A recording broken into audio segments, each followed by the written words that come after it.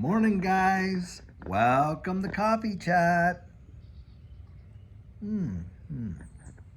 Guys, this morning I'd like you to read the words that are on my cup here. I picked this one out purposefully, and it says, "Be still and know." Now, my friend John gave me this cup, and those words come from a psalm, in Psalm 48. And in fact, the full words go like this: "Be still and know that I am God."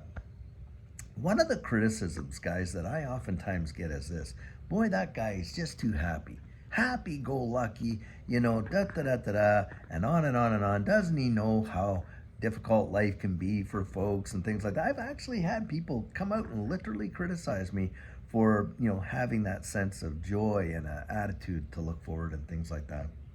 But guys, I want you to know something, that it's a choice. It's a matter of perspective. Now, I want to share something with you that has happened in our family that is very personal to us, and in a lot of ways a cause for great joy, in fact. And some of you may know, if you've been watching our channel long enough, that I have a son, and it's my youngest son. His name is Micah. Micah was born, deaf, blind, mute. He had quadriplegic cerebral palsy.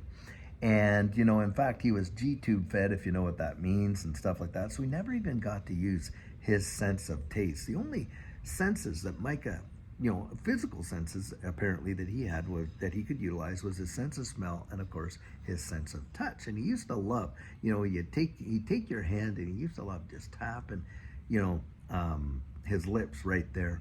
Well, God took Micah home just the other day, just today, last night, and he was 31 years old.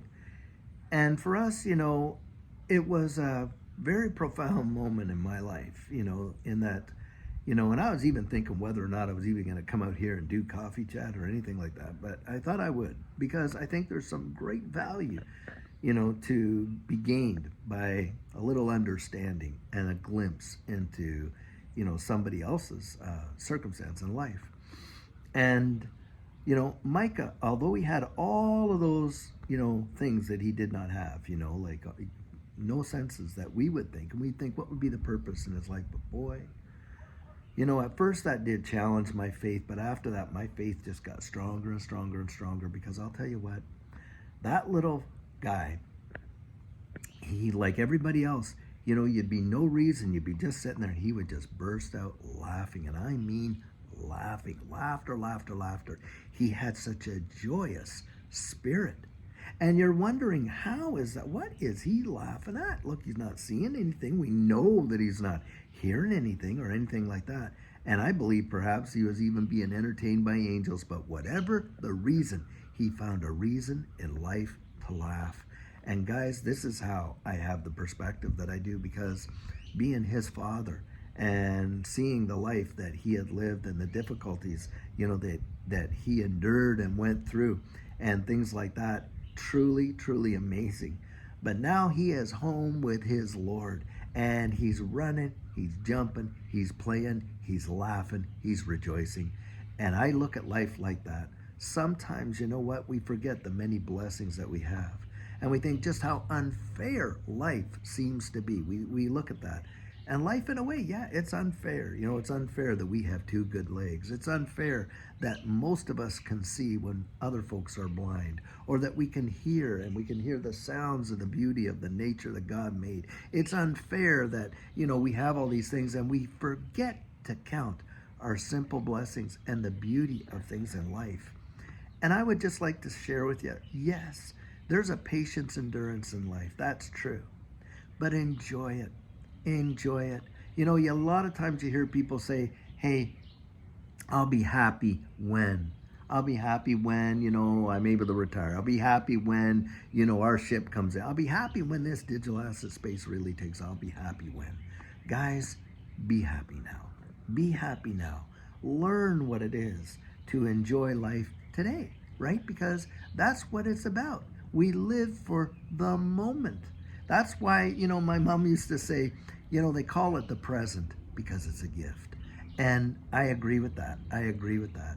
It is a gift. And that is the attitude I'm going to have does not mean that we have no pain, that we don't feel any sorrow or any losses or anything like that or whatever. You see me smiling and happy and things like that. It's because I'm choosing to live in and have a spirit and an attitude of joy. It's something that we it's like we get up in the morning and we put on clothes. Guys, you can get up in the morning and you can put on an attitude, put on a different attitude, and boy, I'll tell you what, does it ever change your perspective. And you start looking at life through a different lens. You start enjoying it, you start making it a habit, and boy, oh boy, oh boy, the dividends that pays. And you know what happens too? You start loving other people. Why? Because you start loving yourself. You start loving life. You start loving and enjoying the blessings and the benefits that you have that oftentimes we take for granted. As simple as our sense of taste.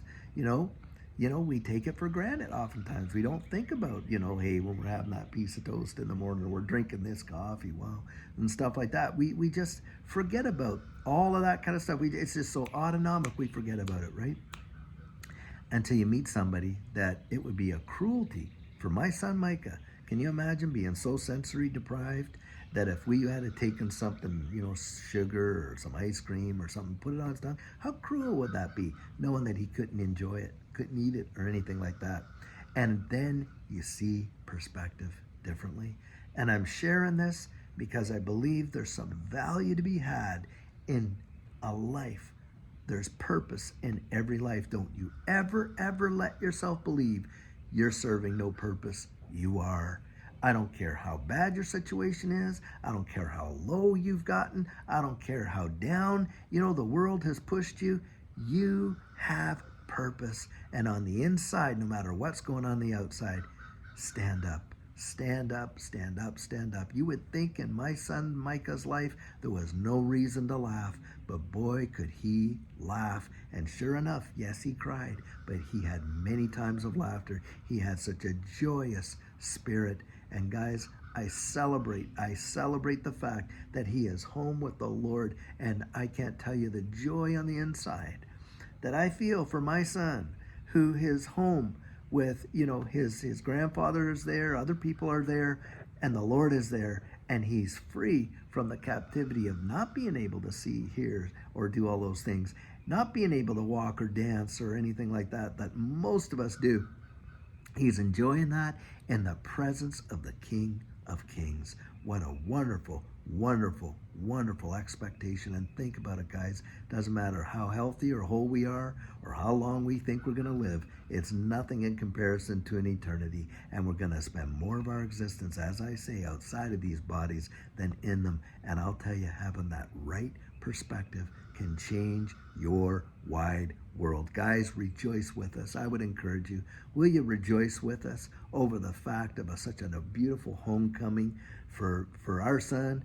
And I just want to bless you before we go, if that would be all right. Father, I want to thank you for each and every person that is sitting here, listening and watching to this. God, I thank you for the testimony that my son's life is. Although he had no voice, he still had a testimony of how good you are.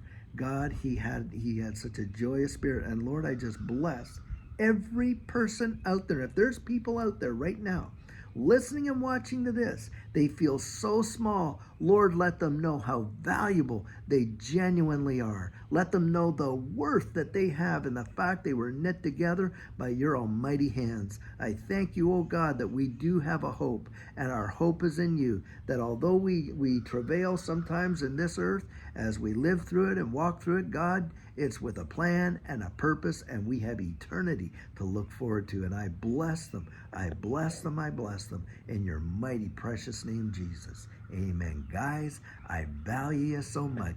You are so precious to me. And I considered not even saying a word or doing this coffee chat at all. But you need to have a whole perspective, and there's worth and there's value in sharing your story, just like I'm sharing our story. So, hey, I hope you have a fabulous, fabulous day, and hopefully later on we'll be able to touch base again. But until then, guys, have a great one and genuinely take